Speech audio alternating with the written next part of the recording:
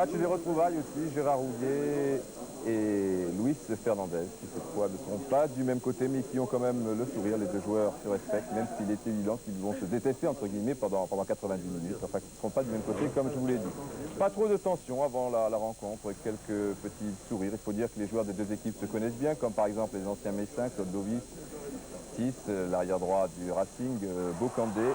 Néanmoins, un peu plus tard, on ne s'est pas fait de cadeau. Petit sourire de Polagnoc avant la rencontre, petite grimace ensuite pendant cette même rencontre. Mais le match a été dur, mais correct. Petite poignée de main et petite poignée de main auparavant, évidemment, avant la rencontre avec Francis Bourrelli, qui salue Lyd Barty, et Jean-Luc Lagardère, président du Racing, qui réconforte Lyd Barty, qui ne sera pas sur la pelouse, alors que là c'est un petit peu la guerre psychologique. À 7h30, on n'a toujours pas donné la composition des équipes. Cela se passe dans le hall du Parc des Princes et dans le vestiaire du Racing. On a marqué Pilorget, le PSG c'est plus fort que le Racing, histoire de se motiver un peu.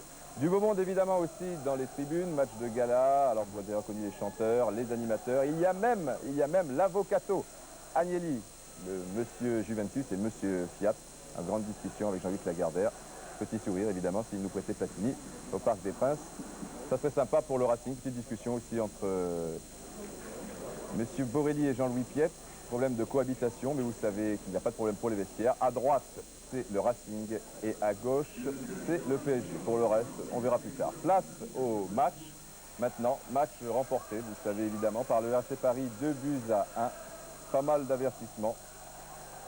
Mais je vous l'ai dit, dans l'ensemble, un match assez correct qui démarre tambour battant au bout de 20 secondes. Mésentente entre le Maguérès et Olmeta, et but de Bocandé, but qui est refusé. On se demande un petit peu pourquoi. Bocandé a été en jeu de position, enfin juste quand il a réceptionné la balle, c'est tout. Il était au départ de l'action. Au départ de l'action, il était en jeu. Oui, le juge de touche avait levé son drapeau, pas au tout départ de l'action. Mais ensuite, quand Rocheteau le relance, erreur quand même, car Bocandé n'était pas hors jeu, il avait face à lui encore Olmeta et le Maguérès, donc deux joueurs. Donc il était en position valable. Et c'est vrai que c'est plus facile avec le ralenti, et que sur le match, ça va tellement vite. Olmeta s'est blessé sur cette action, beaucoup d'arrêts-jeu, 3 à 4 minutes environ. Luis Fernandez calme un petit peu tout le monde et le public qui siffle, estimant que Pascal Olmeta a fait du chiquet, ce qui n'est vraiment pas le cas, croyez-le-moi.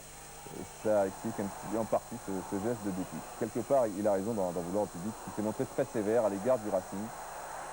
Penalty à la suite de cette action accordée par M. Bouillet à la 7-8e minute, et c'est pourtant Suzic qui se jette, qui commet même une faute sur 2 buts. Penalty tiré par Aliozic, mais refusé par M. Bouillet. Explication. Pourquoi vous avez refusé le premier penalty à Aliozic?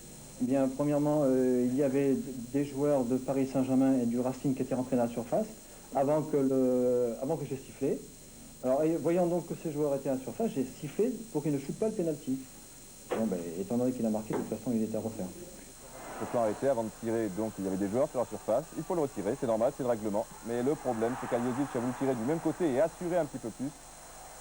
Il a tellement assuré que ça a tapé le poteau. Ce sont des choses qui arrivent et c'est toujours très mauvais signe lorsqu'on rate 2 fois sa chance comme cela pour son équipe. Le PSG qui a quelques surfroides un peu plus tard à la suite de cette reprise d'une Pires sollicitée cette fois par Francescoli qui rate sa reprise, ce n'était pas évident.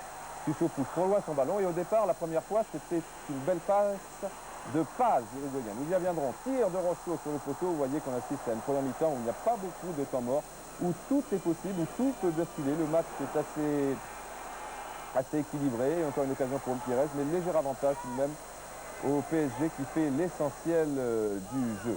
Paz, je vous en ai parlé, il vient donc d'Uruguay. Il remplace Lyd Barty car il y a déjà 2 étrangers. 2-1-2 parfait avec Francescoli qui a trompé tout son monde, qui a contre-pied la défense. On pensait qu'il allait laisser le ballon à Germain qui était sur la droite. Coup franc, on pense à un gaucher et c'est Lyd Barty de l'intérieur du pied droit. Francescoli de l'intérieur du pied droit, Francescoli évidemment. 1-0, ce sera le score à la mi-temps, mais là il y avait quand même peut-être une faute sur Bocandé de 2 buts.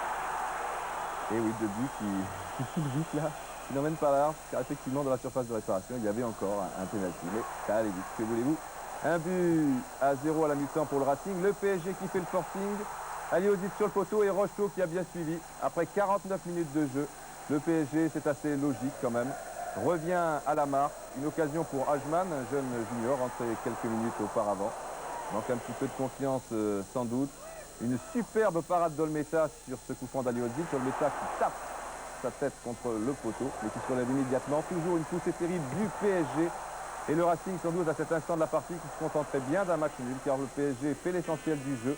Je vous l'ai dit, et à 3-4 minutes de la fin, passe dans le trou pour Francescoli, qui évite bien battre et qui marque dans le but vide. C'est dur, c'est vrai, pour le PSG. Le Racing l'emporte 2-1. Et c'était évident, hein, vu du parc de la tribune de presse, Thierry. Il est bien parti de son camp, Enzo Francescoli, même si on ne voit pas sur cette image.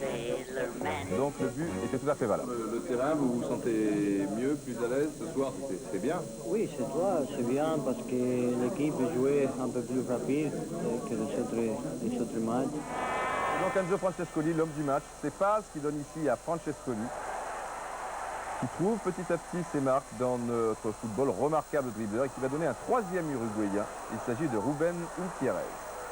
Ça circule bien entre les trois joueurs.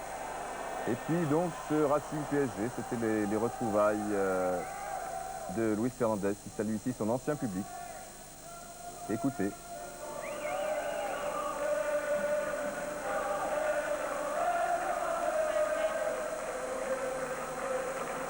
Luis Fernandez a le sourire, il est sans doute ému.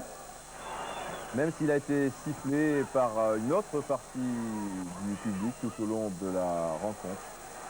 Il a écopé d'un carton jaune à la suite de cette faute sur Sujic. Mais sinon, il a été très correct, comme l'ensemble des joueurs. Je l'ai également souligné. Il était un petit peu partout. Ici, il vient prendre des nouvelles de Bocandé. Et il n'était pas le moins heureux après cette victoire donc du Racing. Et regardez bien Gérard Rouillet à gauche et sur la droite Luis Fernandez. Vous avez bien cette image en tête, vous allez la retrouver tout à l'heure. À mon avis, c'est la plus belle image de cette rencontre. Une rencontre très passionnée, je vous l'ai dit. Mais malgré tout, vous allez voir, là, Gérard Rouillet peut en avoir gros sur la patate, comme l'on dit entre guillemets. Luis Fernandez le regarde par hasard.